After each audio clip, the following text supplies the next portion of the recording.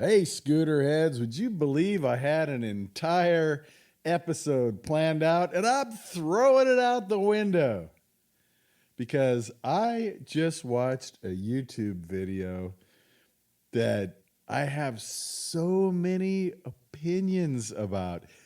I think at the time I watched it just now, it was 17 minutes since its release. First, I saw electric scooter guide. So immediately you think, yeah, quality, legit. And I'm not saying this video is not quality or legit. It is both. What you come to expect from the electric scooter guide, who, by the way, I'm not affiliated with in any manner, respect, or form. But they interviewed, when I say they, somebody from the electric scooter guide who I didn't recognize. Maybe it's a new person on the team, or they had somebody that they knew in Amsterdam that conducted the interview. And it was an interesting interview.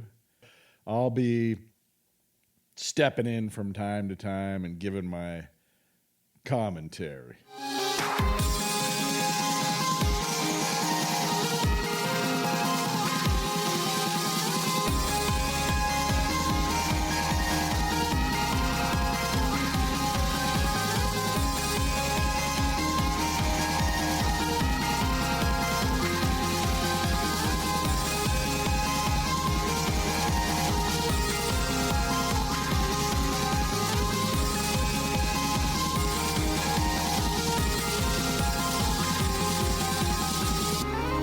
The Electric Scooter Podcast, episode 79. If you like electric scooters, you clicked on the correct podcast.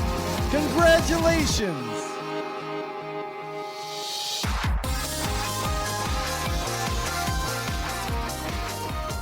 I think we got a good one. I'm pumped. I got opinions. I'm ready to talk about this. Apollo scooters.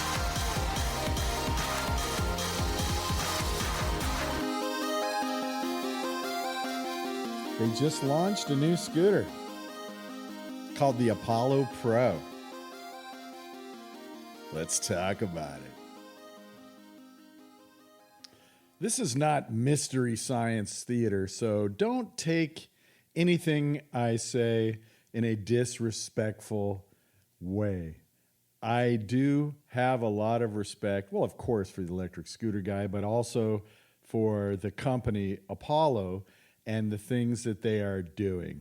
It's just that sometimes my sense of humor takes over, and it might not be the sense of humor that everybody appreciates. So I'm just going to play the audio and make a few comments along, because as I was watching this video, things were going off in my head. When I say I like and appreciate Apollo scooters, I mean that. I genuinely like these guys. I like their company.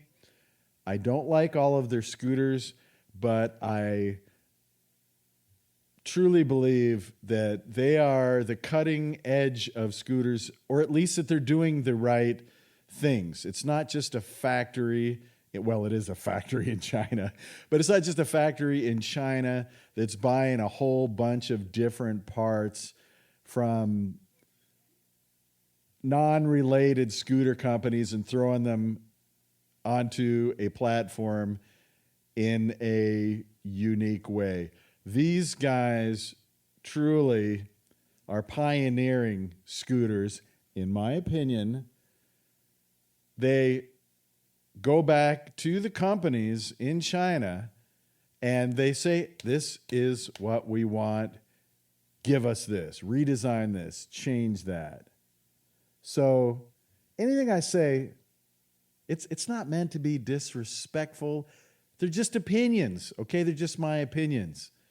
I hated the Apollo Phantom. I don't like that scooter. But I love that Apollo took customer feedback, went to the factory in China, and put together something that they believed their customers wanted. It just didn't turn out the way you would expect. I mean, you could take a band, you could take the Beatles and the Rolling Stones, right? And you could throw different musicians together and you think, well, it's going to be great because all those separate parts are great. Or you could do it with food or whatever. But when you put it together, it's meh. And I understand from the forums and people I've talked to that there are fans of the Apollo Phantom. I get that. I don't know if these people haven't had the opportunity to compare it to other scooters or they like a twitchy throttle. Actually, I've talked to people who like a twitchy throttle. They like to just touch that thing and bolt forward. The lack of low-speed maneuverability, I don't understand, but maybe these guys are just flying all over the place. They're never at low speed. I don't know. I, just like every other scooter head, have different requirements for my scooters, and they're just not going to be the same as everybody else. It's like cars, motorcycles, airplanes. I mean, name anything. Bicycles, e-bikes, different people like different things. So take everything I say with a grain of salt.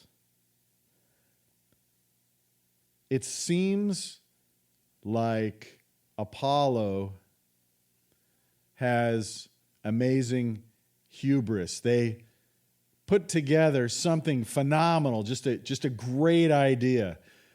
And then there's at least one massive flaw.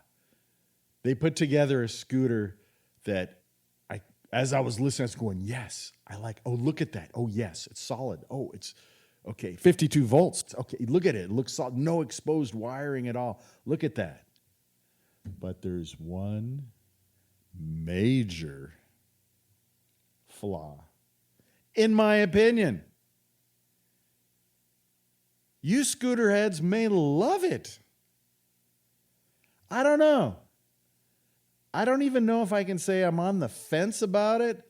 I'm kind of against it, but having not experienced it, I don't know. I can't say for sure. They built a top-notch scooter with quality components, not worrying about price, that have, to me, a couple unwise engineering decisions. How about this? An expensive scooter with no LCD display. No way to check your speed, how much battery you have left, switch gears. Well, I don't know. Maybe they do have a way to switch gears. Maybe that's not a bad thing. The idea is to use your cell phone as your display. And the cell phone will recharge as you're using it. But I ride motorcycles and scooters and two-wheeled vehicles, and I live in Las Vegas. And after 5 minutes, my phone overheats. It's fried. Now, I understand if you live in the frozen north that that's not an issue. But the sun beating down on my cell phone kicks in a temperature warning that shuts down my phone, saying it's too hot. It happens when I go swimming.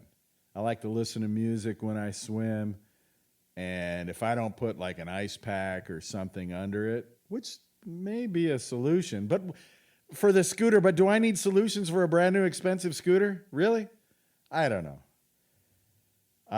There's so many reasons I don't want to use my cell phone as my dash display.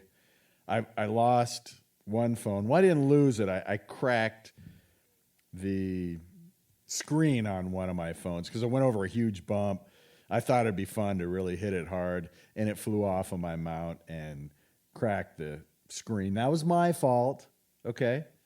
I'm sure they have some kind of way of tying your cell phone down to the scooter that this doesn't happen to you. But it puts a bad taste in my mouth. And I know in the summertime, I can't use this scooter unless it's okay to ride without any type of display. And it may be. It hasn't even come out yet. So let's roll the audio. Youth man of today, you better listen. Don't keep going astray from Jaja teaching. In this time we got to think of higher planning. Don't waste your time doing foolish things. It's not for living. Warning, warning.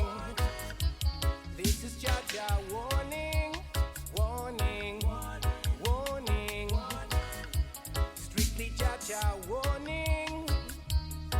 Take heed to Jaja warning. Take heed to Jaja warning. Reggae star, Scooterstar, Isa Blue, I call him Isa B, from the beautiful state of Hawaii. Check out his YouTube channel, which is called Aroma Surf. He's been rocking the Aerial Grizzly lately, e-bike, but he's a scooter head and a reggae superstar. Check him out, Isa B on Aroma Surf.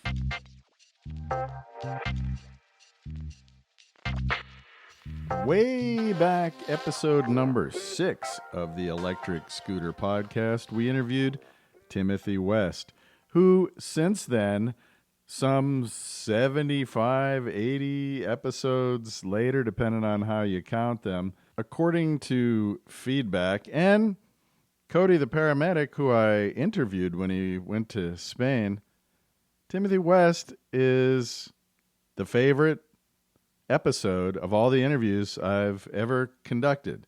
He's just a great guy, full of knowledge about scooters, interesting to listen to. I highly encourage you to go to Timothy West's YouTube channel and check out his videos. So in preparation for this episode, which was going to be one episode, but now it looks like it's going to be 2 episodes because I have so much material. I was just getting ready to publish this episode, and I saw that Tim has an opinion on the new Apollo Pro. Now, I have, as you can probably tell, sort of a suspicious take on this scooter. There are some things that are wildly awesome and some things that I just scratch my head and say, what are you doing? What were you thinking when you designed this scooter? But Tim has a very balanced approach to it, and his opinion is only 2 minutes long. I'm going to play that because I want you to start out on a positive note. This episode will continue to episode number 80. There will be a part 2, and we're going to end on a positive note because you're going to hear the CEO of Apollo give his keynote address specifically on the Apollo Pro. So before you say I'm, going overboard criticizing it or whatever, I'm starting off on a completely positive note, and we're ending on a completely positive note. This may be a scooter in my future. Who knows? I mean, there are things about this scooter that are pretty incredible. Now, a couple things to know about Tim. He's in the Great White North, probably really more accurately the Great White Green because he lives in Vancouver. Do you say Vancouver or Vancouver? I've heard both, but it's a beautiful part of the country. And I have friends who aren't even into scooters, but will watch his videos because it's so awesome just to see him scooting by the blue water and the green grass and the houses with the white picket fences. And as we brought up in a previous podcast, Cody said one of his favorite quotes was, I'm just paraphrasing, people come from the UK and vacation in Vancouver to see what the real England idyllically looks like. But Tim's an awesome person, very talented, and I'd like to give you his first 2 minutes. Because he can say in 2 minutes what it takes me in half an hour to say, and you'll probably just end up confused. So know that he's in Vancouver, and when he says IP rating, he's talking about how the scooter can handle rain. Living in Las Vegas, not an issue for me. Living in the Great White Green, quite possibly. Anyway, here's Timmy. I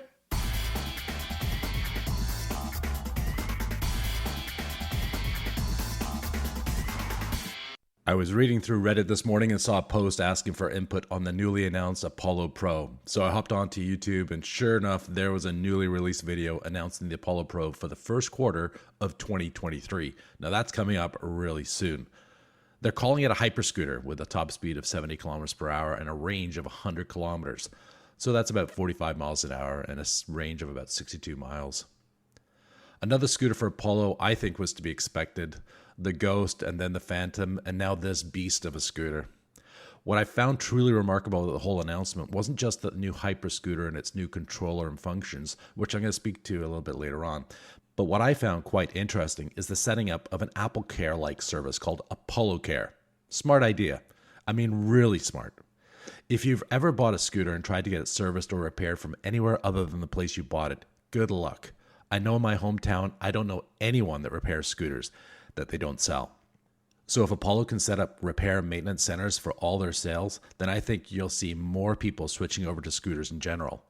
The price of gas is getting crazy every day. Right here in town, it's about $2.30 a liter, which in US terms is about $6 US per US gallon. Alternatives are going to be needed, and electric scooters could be part of the solution. Getting back to the announcement, the unibody frame seems like an awesome idea. It would add strength, and I wonder if it'll improve the IP rating. Living in the Pacific Northwest, rain is an issue, and if a manufacturer can make something and I can ride safely in the rain, not just that won't fry the controller and battery, but has good tires that can handle the rain, and fenders to ensure I don't get sprayed, then I'm sold. I did see the tires were big, 12 inches, and that they were self-healing. Finally, manufacturers are getting away from inner tubes. A couple of odd things I saw in the announcement for the Apollo Pro was the cell phone holder. It didn't have a vibration sort of dampening holder. It was sort of part of the stem. I'm not sure how easy it would be to read while I'm riding around, but the first review should reveal whether it was a good idea or not. I also thought the theft deterrent integrated SIM card was a good idea, and I think they were hinting at future options that could be added to the scooter. I'll be interested to see what else they can add. The motorcycle-like kickstand, I've only ever seen once before on the Anyhill UM2, and I was a big fan of that, so thumbs up for that. It does have drum brakes, which I think is a great choice for someone that doesn't like adjusting brakes. They're simpler to maintain, but I do wonder how well they're going to work when going at speed. I think the Apollo Pro could be a game changer, and I'm really interested in hearing what you think. What do you like? What don't you like about the new Apollo Pro?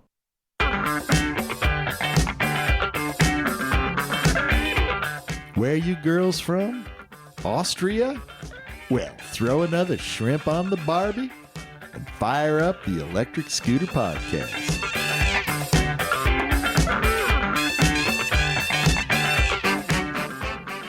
Yeah, Timothy West. Love that guy. And see what I mean? I'm kind of haphazard and just throwing stuff against the wall to see what sticks. And Tim is very measured, intelligent, cohesive. Hey, variety is the spice of life, right? Listen to the Electric Scooter Podcast and you'll get it from all directions. Check out Tim West's YouTube channel. You'll be glad you did. He's the best. And now, from Amsterdam, it's the Electric Scooter Guide interviewing the folks from Apollo on their new hyper scooter. See, I say it kind of in quotations, hyper scooter. Does that mean it? It goes fast, okay? It's not going to break the speed of sound. I don't know. The hyper scooter, the Apollo Pro. So here we are in a little bar in Amsterdam. You can also check out this on YouTube, the Electric Scooter Guides interview with Apollo regarding the newly launched or about to be launched Apollo Pro. And the name of the video is Exclusive Apollo Pro in quotation marks, hyper scooter reveal live interview. Why didn't I just remember that off the top of my head? Why did I have to look that up? Let her roll. All right, we're here in Amsterdam. Oh, sorry, that was Dagwood. We just had the Micromobility Europe conference, and Apollo just debuted the Apollo Pro, something that's been in the works for a really long time and is really some of the biggest news to ever reach the industry. And so we're here gathered with Chris Ray, the Chief Growth Officer and co-founder of Apollo, as well as Eloi, the CTO. Hi, Chase. Hi, Chase. Thanks for having us. So first, Chris and Eloi, could you tell us about the conference? Yeah, sure. I mean, so we were super excited to come all the way to Amsterdam. I think the Micromobility Conference is fantastic overall. We have all the major brands in the sector. It's great for exposure, and it's our first time attending it, so it's really, really important just to meet, the consumers face to face and have that sort of experience. So we were super happy.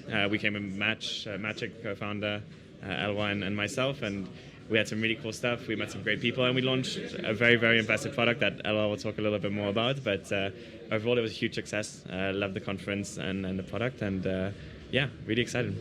Yeah, and so you said that the Apollo Platform 2.0 was actually, like, the Apollo Pro was the first scooter for this, and the City, though it did come a couple months ago, is actually more built off of what the Apollo Pro. So when did you begin development of the Apollo Pro? We started about a year ago, so the development was extremely fast. It's something that we're really proud of. But we actually started working on the Pro and the City pretty much at the same time. Yeah. And when you sought to develop the Pro, what were kind of like the core principles and design, goals? By the way, that ambiance in the background, they're in a bar in Amsterdam, so you're going to hear some noise. I will use my audio tools to try and make it as listenable as possible.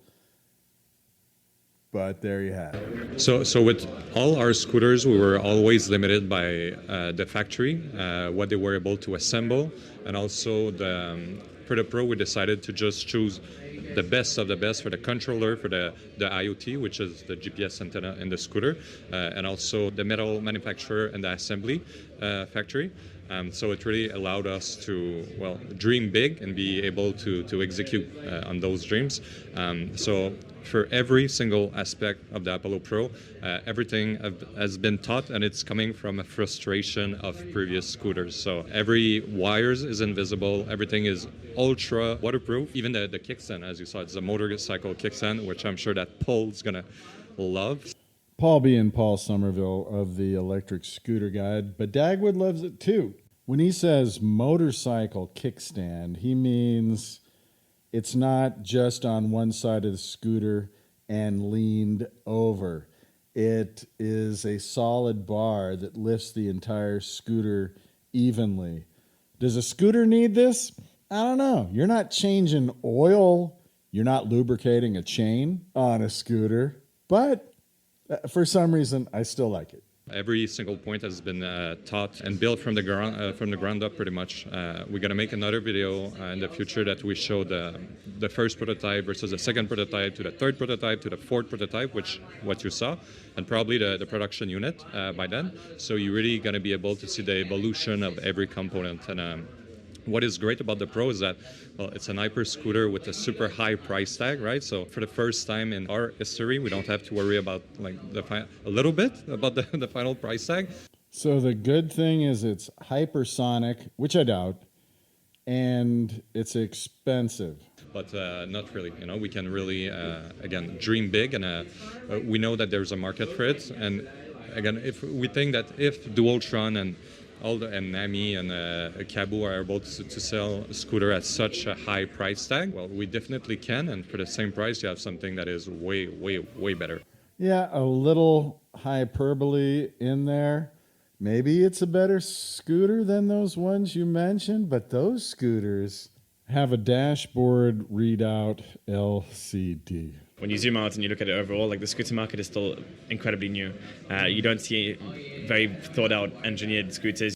Like the Phantom. You don't see scooters that get a lot of customer feedback before being produced. You just see a lot of factories just putting 1,000 different pieces together, terrible quality, but they go fast or they go to super long ranges. So Thank you. He's exactly right. Scooters are thrown together. All the parts are made in different factories throughout China, and they're thrown together without a concept in mind, or maybe with a concept in mind, but you then have to get those pieces to fit together and work. And I applaud Apollo for what they're doing.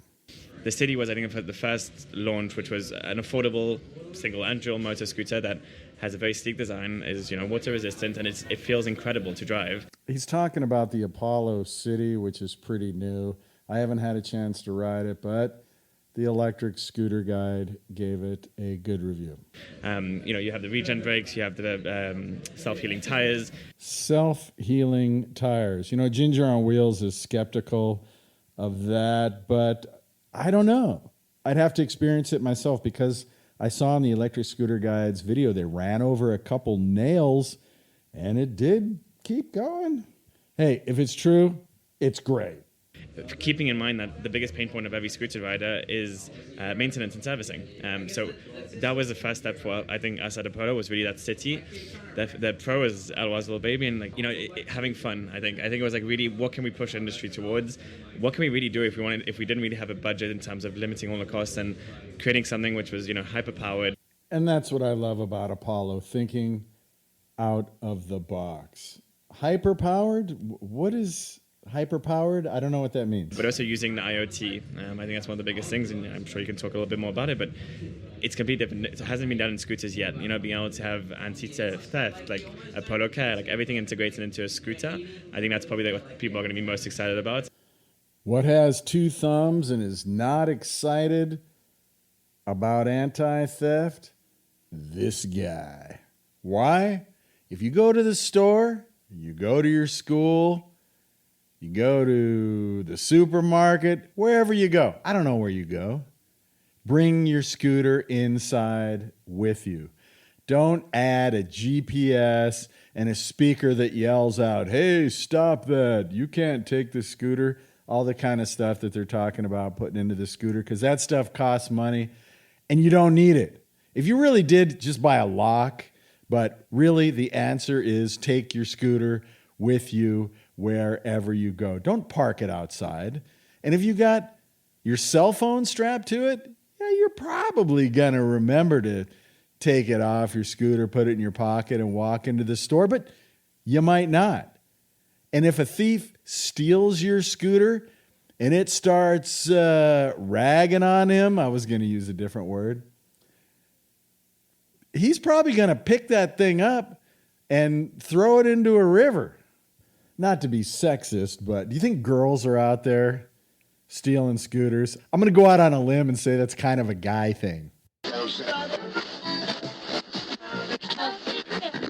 is Paul Somerville with Electric Scooter Guide, and you're listening to my favorite podcast, the Electric Scooter Podcast with Dagwood Streets. Damn, you're so good, man.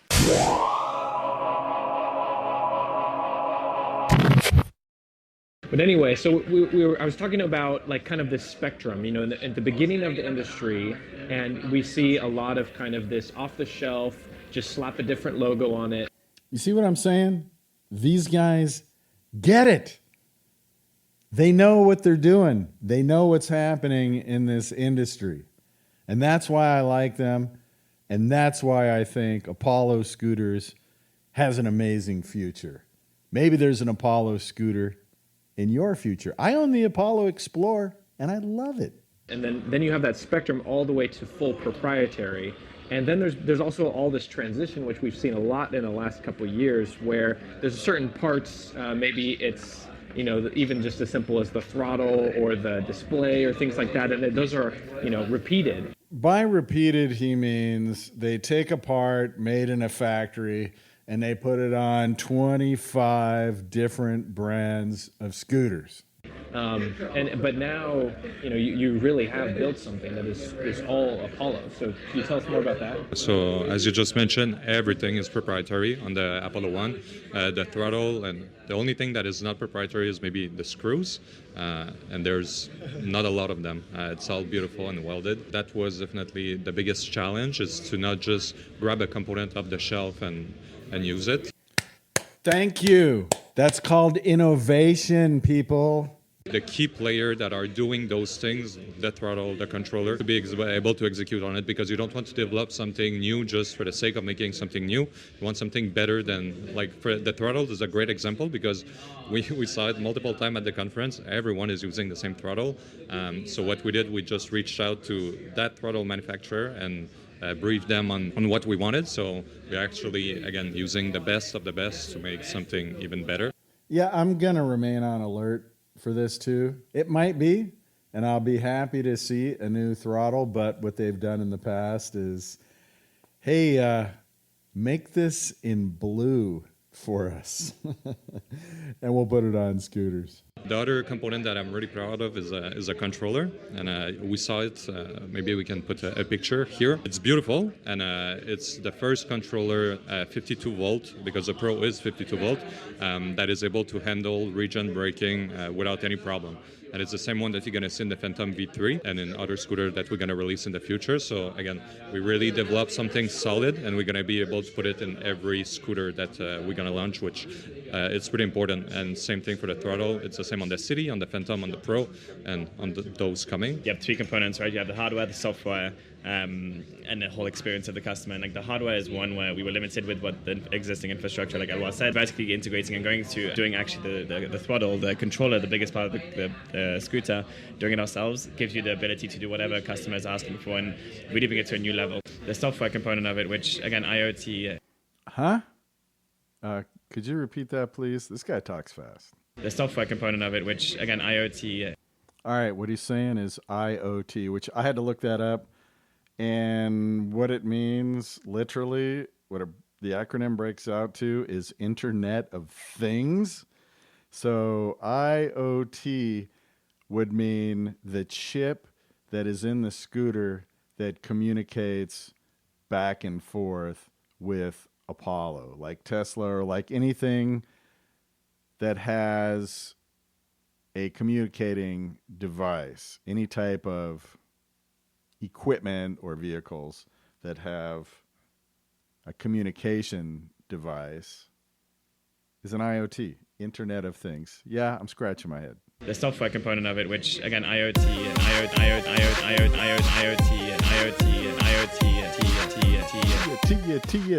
I might have some new lyrics for the theme to the Electric Scooter podcast. What do you think? The software component of it, which again, IoT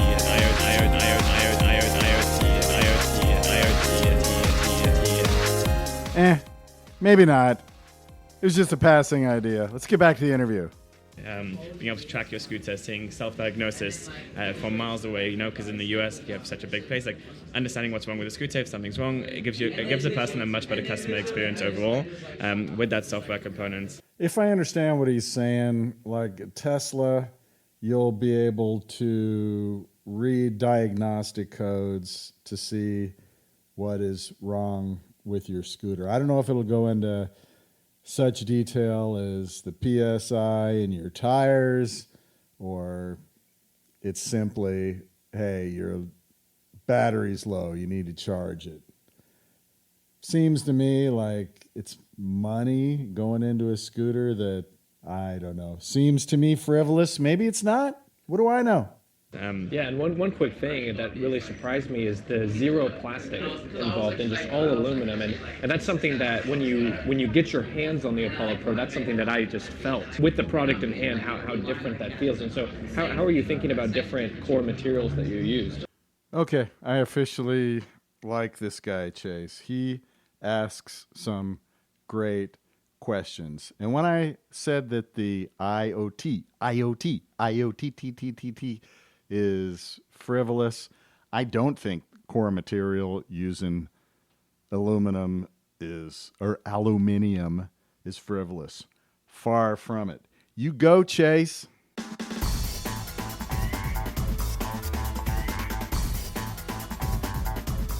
So like we said in the keynote, the throttle, for example, we're always going back to that, but it's so important.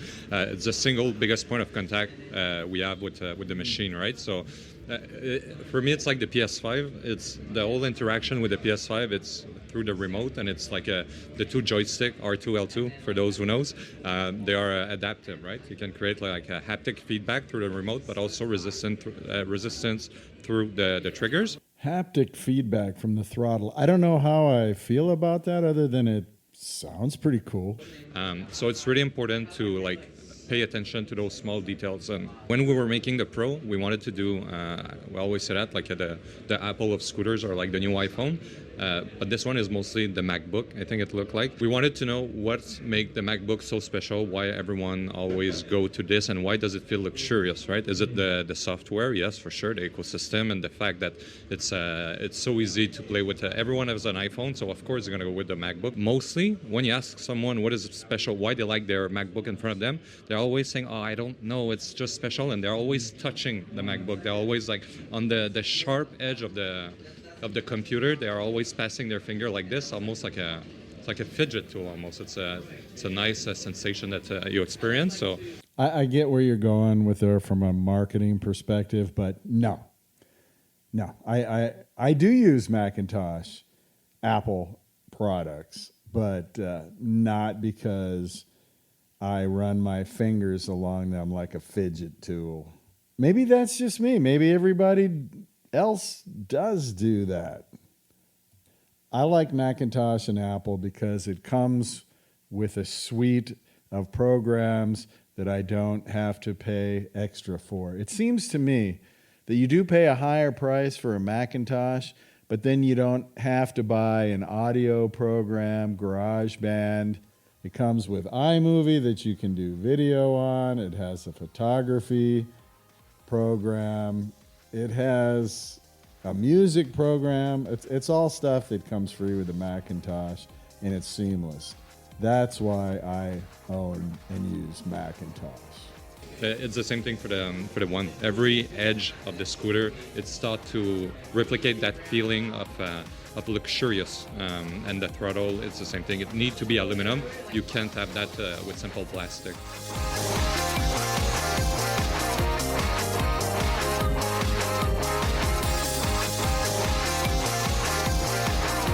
I beg your pardon.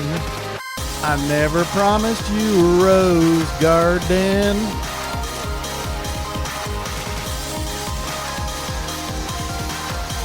Yeah, sorry to cut in like this, but we're over 37 minutes. I try to keep this down to 30 minutes. I wanted this to be a one episode topic, but it's just too interesting.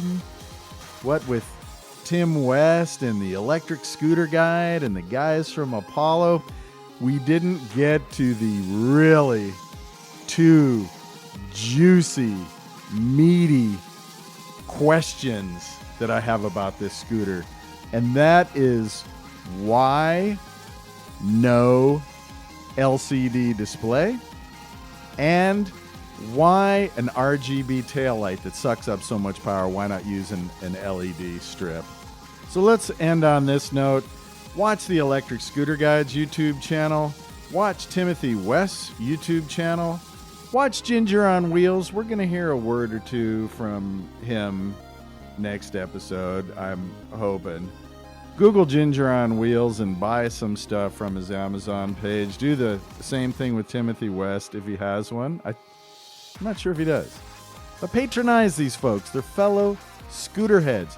These people are, in my view, scooter stars. So stay tuned for the next episode. It's excellent. I'm already halfway done with it, and it's pretty good. Until next time, scooter heads, keep the shiny side up and the dirty side down.